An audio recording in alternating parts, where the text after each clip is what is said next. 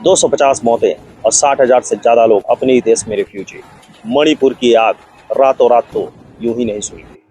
आज भले ही नागा, कुकी और मैतेई समुदाय एक दूसरे के ऊपर गोलियां बरसा रहे हों, पर इसका गन पाउडर सालों पहले दिल्ली में बैठी सरकारों ने तय किया था। कैसे? चलिए जानते हैं। आजादी के बाद मणिपुर भारत में विलय नहीं हुआ था।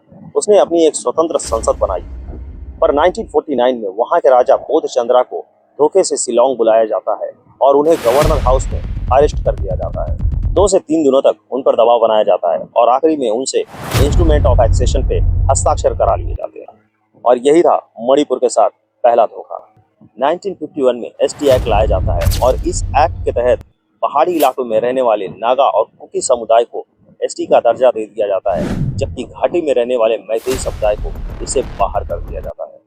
अब आता है 1965 का एक्ट। इस एक्ट के तहत हिल एरियाज में रहने वाले लोगों की एक 5 सदस्यीय कमेटी बनाई जाएगी, जिसे नाम दिया गया था HAC।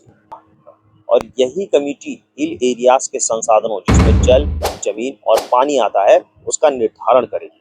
इसके अलावा आर्टिकल 371C के तहत मैतेई समुदाय जो घाटी में रहता है, जिनकी आबादी 50% है, वो पहाड़ी इलाकों में जमीन नहीं खरीद सकते, जबकि पहाड़ी इलाकों में रहने वाले नागा और कुकी समुदाय घाटी में आकर के जो 10% हिस्सा ही है पूरे मणिपुर का, वहां जमीन खरीद सकते हैं।